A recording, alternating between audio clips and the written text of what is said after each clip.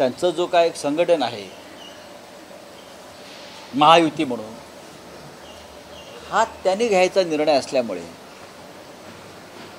पण माझ्या माहितीप्रमाणे एकनाथ शिंदेंना मुख्यमंत्रीपद द्यायला भाजपमध्ये विरोध आहे. दिल्लीचाही तसा निर्णय झालेला ही माझी माहिती आहे. आणि काल त्याबाबत मी माझं मतसुद्धा व्यक्त केलं. नवीन सरकार येत आहे. जरी आम्हाला निवडणुकीचे निकाल अमान्य आहेत, मी स्पष्ट सांगतो, निवडणुकांमध्ये हारजीत होते, पण पहिल्या 2 तासामध्ये जी लढाई बरोबरीत सुरू होती, जसं हरियाणामध्ये झालं, ती अचानक पुढल्या 2 तासामध्ये ज्या पद्धतीने निकाल लागले हे संशयास्पद आहे. लोकशाहीमध्ये असं होत नाही. निकाल आधीच ठरलेला होता, फक्त मतदान करून घेतलं.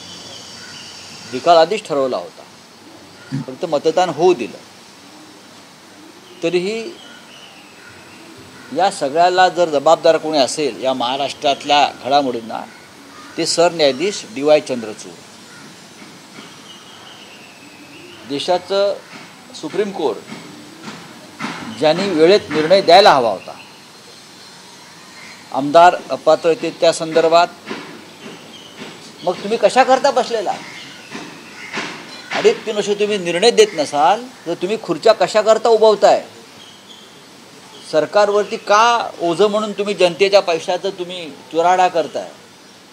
धनंजय चंद्रचूड, माननीय उद्धव साहेबांनी सांगितलं त्याप्रमाणे ते उत्तम प्रोफेसर किंवा लेक्चरर म्हणून बाहेर भाषणं द्यायला चांगले आहेत, पण सरन्यायाधीश म्हणून त्यांनी घटनात्मक पेचावर निर्णय देऊ शकले नाहीत. याबद्दल इतिहास त्यांना माफ करणार नाही. जर त्यांनी योग्य निर्णय दिला असता तर महाराष्ट्राचं चित्र बदललं असतं. आज जे तुम्हाला चित्र दिसतं, तुम्हाला चित्र नक्कीच दिसलं नसतं. आणि त्यांनी निर्णय न दिल्यामुळे पक्षांतरासाठीच्या खिडकी आणि दरवाजे ते उघडे ठेवून गेलेले आहेत. आतासुद्धा कोणी कुठे कशाही उड्या मारू शकेल, विकत घेऊ शकेल, कारण कायद्याची 10व्या शेड्यूलची भीतीच राहिलेली नाही.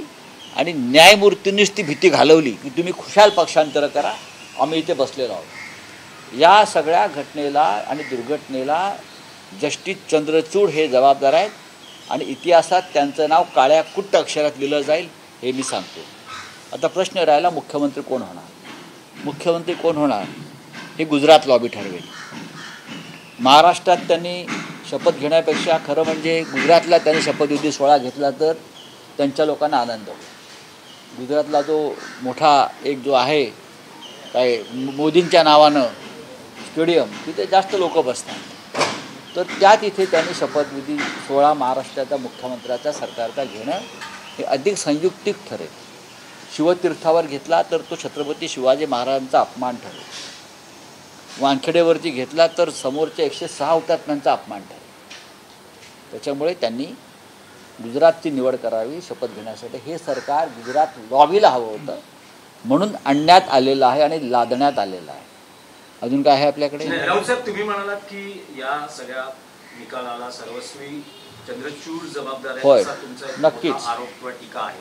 पण तुम्ही म्हणाला होता की सर्वोच्च न्यायालयात आम्हाला न्याय नाही मिळाला. उद्धव ठाकरे सतत सांगत होते की आता आम्ही जनतेच्या न्यायालयात जातो आणि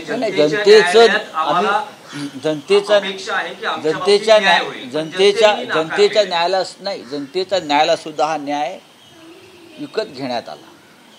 ज्या पद्धतीनं आपण पाहिलं ना, ज्या पद्धतीनं प्रचंड पैसा यंत्रणा वापरून सुद्धा आम्हाला ज्या पद्धतीनं तो न्याय विकत घेतला, त्या पद्धतीनं हा न्यायसुद्धा विकत घेण्याचा प्रयत्न झाला. पण आम्ही निराश नाही, हे लक्षात घ्या. आम्हाला वाईट जरूर वाटलं की शेवटी महाराष्ट्र कोणत्या दिशेने जातो आहे, महाराष्ट्राचं काय होणार, महाराष्ट्राच्या भविष्याची चिंता ही आम्हाला आहे ना. आम्ही ही लढाई अर्धवट सोडणार नाही. मतविभागणी हा सगळ्यात मोठा फॅक्टर ठरला. मतविभागणी ठिकठिकाणी ज्या पद्धतीनं या लोकांनी मतविभागणीसाठी अडथळे निर्माण केले महाराष्ट्रात प्रत्येक मतदारसंघात, म्हणजे स्वतःपेक्षा मतविभागणी कशी होईल याकडे त्यांनी जास्त लक्ष दिलं आणि त्याचा फटका आम्हाला दिला. मग मनसे असेल, वंचित असेल, या सगळ्यांना व्यवस्थित त्यांचं मॅनेजमेंट करून ठिकठिकाणी आमचे उमेदवार हे कमी कमी मतानं कसे पाडण्यात आले हे तुम्ही चित्र मुंबईत बघू शकता, महाराष्ट्रात अन्य ठिकाणी पाहू शकता. न पेक्षा एकनाथ शिंदेंनी किंवा अजित पवारांनी असा काय तीर मारलेला आहे की त्यांना इतक्या जागा मिळाव्या? नाही. राष्ट्रीय स्वयंसेवक संघ यांची भूमिका या निवडणुकीत महत्त्वाची राहिली. त्यांचे कार्यकर्ते, त्यांचे जे होते लोक स्वयंसेवक म्हणून, ते घराघरात जाऊन एक वेगळ्या पद्धतीचा विषारी प्रचार करत राहिले आणि लोकांची मनं आणि मतं भडकवत राहिली. त्याचा आम्हाला काही ठिकाणी परिणाम झाल्याचं दिसतो आहे. अजून आमचं ॲसेसमेंट सुरू आहे. शरद पवारांसारखा जो मोठा नेता आहे, महाराष्ट्रातला सगळ्यात मोठा नेता, त्यांनी या राज्यामध्ये उघडपणे एक भूमिका घेतली गद्दारांविरुद्ध आणि त्यांना ठिकठिकाणी प्रचंड प्रतिसाद मिळत होता. जेणेकरून शरद पवार साहेबांना मानणारा जो मोठा वर्ग ज्या भागात आहे तिथे जर पवार साहेबांचे उमेदवार पडले असतील तरी अत्यंत गंभीर गोष्ट आम्हालाही वाटते. शिवसेनेच्या अनेक बालेकिल्ल्यामध्ये आम्हाला ज्या पद्धतीनं हार पत्करावी लागली तो सुद्धा गंभीर विषय आहे. एकनाथ शिंदे हे खूप मोठा विचार घेऊन राजकारणात आलेले नाही आहेत. त्यांनी शिवसेनेशी एक प्रकारे बेईमानी करून भारतीय जनता पक्ष मोदी शहांच्या मदतीनं आपलं राजकारण करण्याचा प्रयत्न केला. पण भारतीय जनता पक्ष हा वापरा आणि फेका या वृत्तीचा असल्यामुळे जे उद्धव ठाकरे यांच्या बाबतीत घडलं ते लवकरच एकनाथ शिंदे यांच्या बाबतीत घडेल काय याच्याविषयी माझ्या मनामध्ये नेहमीच शंका असतात आहे. राज ठाकरे यांनी भारतीय जनता पक्षाला मदत करण्याची भूमिका घेतली नसती, विशेषतः मोदी शहानं, महाराष्ट्राच्या दुश्मनानं. तरीसुद्धा या राज्यामध्ये एक चित्र आशादायक दिसलं असतं. अनेक ठिकाणी त्यांचे उमेदवार त्यांना भाजपनं उभे करायला लावले आणि त्याचा जो व्हायचा तो परिणाम अनेक वर्ष होतो आहे त्याप्रमाणे झालेला आहे. डॉक्टर बाबासाहेब आंबेडकर यांचा विचार सांगणारे आमचे सगळ्यांचे मित्र बाळासाहेब आंबेडकर यांच्या उमेदवारांनी अनेक ठिकाणी भारतीय जनता पक्षाला मदत होईल अशा प्रकारची भूमिका घेतली. या सगळ्याच्या भविष्यामध्ये आपल्याला विचार करावा लागेल आणि खरोखर आपल्याला महाराष्ट्राचं काही आपण योगदान देऊ इच्छितो का महाराष्ट्राचं आम्ही काही देणं लागतो तर ह्या महाराष्ट्रातल्या गुजराती लॉबीच्या विरुद्ध आम्हाला सगळ्यांना एकत्र यावं लागतं. आता तुम्हाला असं वाटतं का कारण की किमान राज ठाकरे उद्धव ठाकरे यांनी एकत्र, तुम्ही गुजराती हा विषय करतात म्हणून मराठी माणसामध्ये फूट पाडण्याचं काम यापुढे कोणीही करू नये. मराठी माणूस आम्हाला माफ करणार नाही. मराठी माणसांच्यासाठी मग प्रकाश आंबेडकर जे असतील, प्रकाश आंबेडकरांना मानणारा वर्गही मराठीच आहे ना. ठीक आहे, महाराष्ट्रामध्ये कोणी बाहेरचे लोक येऊन त्यांना मतदान करणार नाही. प्रत्येकानं मग काँग्रेसला असेल, राष्ट्रवादी काँग्रेसला मानणारा वर्ग हा मराठीच आहे. अनेक ठिकाणी असं लक्षात आलं आहे मनसेला मानणारा वर्ग हा मराठी आहे. आम्हाला सगळ्यांना भविष्यामध्ये महाराष्ट्र वाचवण्यासाठी खूप गांभीर्यानं पावलं टाकावी लागतील. आजचा निकाल, कालचा निकाल मी त्याला निकाल मानत नाही बरं का, जनतेचा कौल मानत नाही. पण हा जो त्यांनी कौल म्हणून जो आमच्यासमोर आणलेला आहे तर त्या संदर्भात आम्हाला सगळ्यांना, प्रत्येक राजकीय पक्षाला ज्यांचं खरोखर महाराष्ट्रावर प्रेम आहे आणि ज्यांना खरोखर मराठी माणसाविषयी मनामध्ये आस्था आहे त्या प्रत्येकाला गांभीर्यानं विचार करून 106 हुतात्म्यांनी जे बलिदान दिलेलं आहे, हिंदुहृदय सम्राट बाळासाहेब ठाकरेंनी मराठी माणसाला जो पाठीचा कणा दिलेला आहे त्या कण्यावर लाथ मारून तो कणा तोडण्याचा जो प्रयत्न होतो आहे त्यासाठी आम्हाला सगळ्यांना एकत्रित बसून विचार करावा लागेल, हे माझं मत.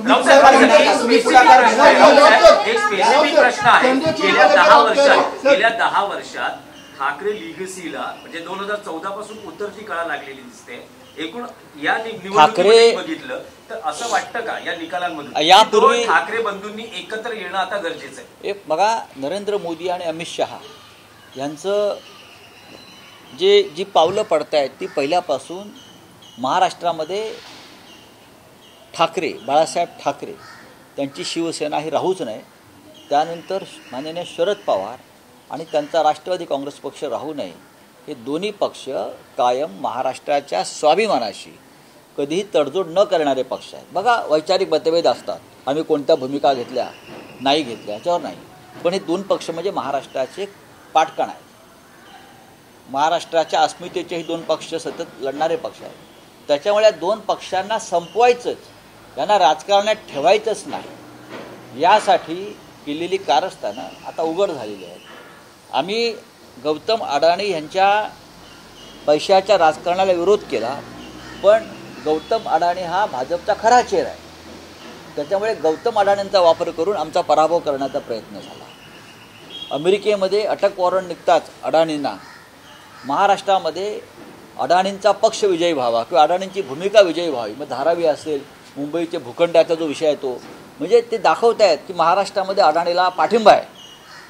म्हणून महाराष्ट्राच्या हितासाठी जो कोणी असेल, मग कोणी भारतीय जनता पक्षामध्ये असते, कोणी अन्य कुठल्या पक्षात असते, कोणी MIMमध्ये असते, कोणी समाजवादी पार्टीमध्ये असते, महाराष्ट्र हितासाठी सगळ्यांनी एकत्र येणं आणि हे जे काय काल एक मोठं बांडगुळ जन्माला आलेलं आहे विजयाच्या नावानं, त्या बांडगुळाला भविष्यामध्ये फार खतपाणी न घालणं हे प्रत्येक मराठी माणसाचं, मराठी नेत्याचं काम आहे. का असू नयेत, त्यांनी अशा प्रकारची भूमिका घेणं गरजेचं आहे असं मला वाटतं. बघा, निवडणुका संपलेल्या आहेत. निवडणुका संपल्यावरती हा विचार आता महाराष्ट्राचा आपण करायला पाहिजे, कारण महाराष्ट्राचं प्रचंड नुकसान झालेलं आहे या निकालामुळे. कोण जिंकलं यापेक्षा महाराष्ट्राचं नुकसान झालेलं आहे. सत्ता येणं, मुख्यमंत्री होणं आणि दिल्लीमध्ये नरेंद्र मोदींनी जय जयकार करणं, मोदींचा विजय. महाराष्ट्रात कसला मोदींचा विजय? महाराष्ट्रामध्ये शिवाजी महाराजांचा विजय व्हायला पाहिजे, महाराष्ट्रामध्ये बाळासाहेब ठाकरेंचा विजय व्हायला पाहिजे, महाराष्ट्रात शरद पवारांचा विजय व्हायला पाहिजे. मोदींचा विजय काय महाराष्ट्रामध्ये? अमित शहांचा विजय महाराष्ट्रामध्ये? काय संबंध आहे महाराष्ट्राशी? महाराष्ट्र लुटून तुम्ही गुजरातला नेला आणि मोदींचा विजय म्हणता. लाज वाटली पाहिजे शपथ घेणारा ना उद्या. मुख्यमंत्री एकनाथ शिंदे असं म्हणत आहे की हे जे निकाल आहे ते त्यातून स्पष्ट झालेलं आहे की बाळासाहेबांचे विचार, बाळासाहेबांच्या आमच्याकडे आहे. कसला वारसा? म्हणजे एकनाथ शिंदेने असं सांगणं म्हणजे डॉक्टर बाबासाहेब आंबेडकरांचा विचारांचा वारसा हा रामदास आठवलेने सांगावं माझ्याकडे आणि मी त्यांचा वारस आहे, कळलं? किंवा कोणी ऐरागराने सांगावं की मी महात्मा गांधीचा वारस आहे किंवा मीच इंदिरा गांधींचा वारस आहे, हे असं सांगण्यासारखं आहे, कळलं? बाळासाहेब ठाकरेंचा वारसा असं पैशाने विकत घेता येत नाही, किंवा गुजरातच्या चरणावर बूट चाटून, गुजरातच्या चरणांचे बूट चाटून बाळासाहेब ठाकरेंचा वारसा जिवंत ठेवता येत नाही. बाळासाहेब ठाकरेंनासुद्धा अनेकदा पराभवाचे धक्के बसलेले आहेत. बाळासाहेब ठाकरेंनासुद्धा, माननीय शिवसेना प्रमुखांनासुद्धा त्यांच्या राजकारणामध्ये अनेकदा पराभवाचे धक्के या मुंबई महाराष्ट्रात बसलेले आहेत.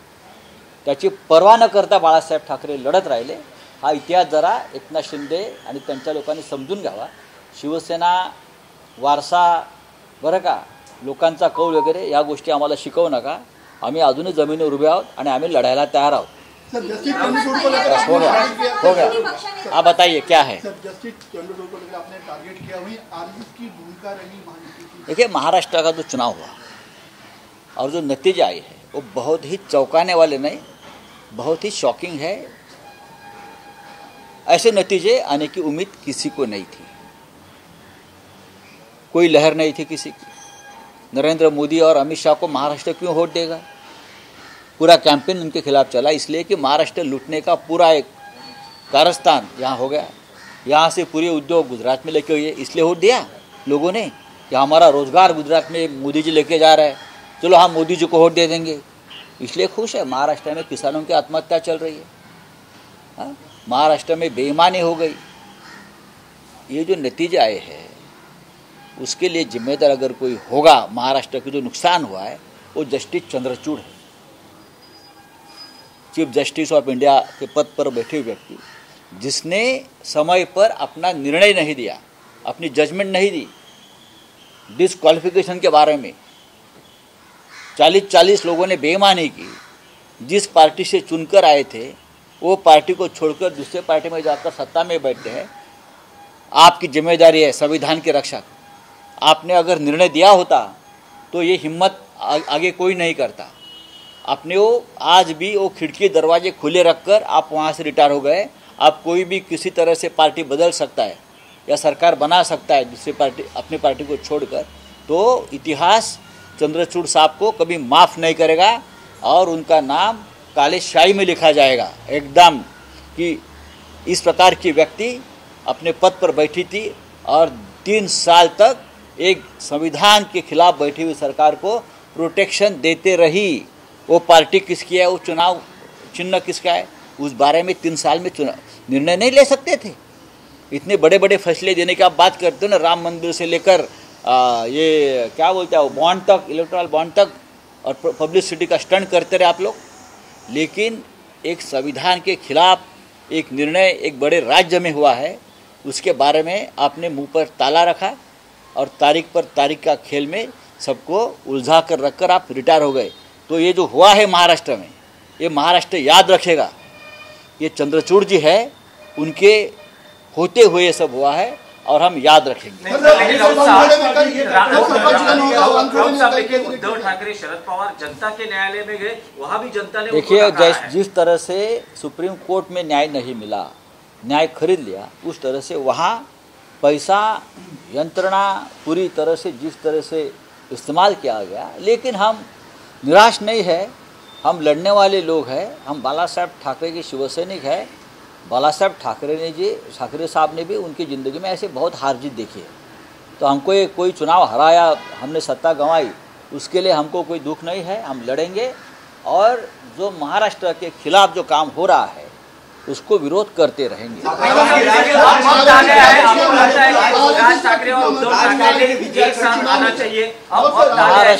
महाराष्ट्र की जनता दुखी है इस निर्णय से, खुश नहीं है। कहाँ जल्लोष है, देखा कहाँ है? ठीक है, बीजेपी के ऑफिस के सामने या वो एकनाथ शिंदे के वर्षा में मुख्यमंत्री के निवास पर कुछ हुआ होगा, लेकिन जो निर्णय हुआ है लोगों लोग अभी भी आश्चर्यचकित है। कैसा हुआ, क्या हुआ, ये क्या हुआ, कैसे हुआ, उस उलझन में लोग आज भी पड़े हैं। तो ये महाराष्ट्र के खिलाफ एक जो जनता का फैसला सुनाया गया है, ऐसे लोग बोलते हैं, ऐसा नहीं है। तो हम लोग चाहेंगे, कल होने वाला है शपथ ग्रहण सोहरा, मैं तो कहूँगा ये महाराष्ट्र में नहीं होना चाहिए। ये सरकार गुजरात लॉबी ने लाई है, व्यापारी मंडल ने लाई है वहाँ के। तो शपथ ग्रहण सोहरा गुजरात का जो एक बड़ा स्टेडियम है मोदी जी के नाम से, उनके ऊपर होना चाहिए। अगर आप शिवाजी पार्क में करेंगे तो छत्रपति शिवाजी महाराज का अपमान होगा। अगर आप वानखेड़े स्टेडियम में करेंगे तो सामने ही हमारा 106 शहीदों का स्मारक है, महाराष्ट्र के लोग जो शहीद हुए थे, उनका अपमान होगा। तो सबसे अच्छी जगह है गुजरात का जो स्टेडियम है, मोदी स्टेडियम, नरेंद्र मोदी स्टेडियम, उनके ऊपर ही शपथ ग्रहण सोहरा होना चाहिए और यही ठीक है उनके लिए। और जो लोग महाराष्ट्र पर प्रेम करते हैं, वो सभी नेता हो, कार्यकर्ता हो, सभी ने इस सरकार का निषेध और धिक्कार करना चाहिए। और आने वाले दिनों में चुनाव हो गया है, राजनीति खत्म हो गई है, महाराष्ट्र की रक्षा के लिए, in the interest of Maharashtra, हम सबको एक आना पड़ेगा। एबीपी माझा, उघडा डोळे बघा नीट।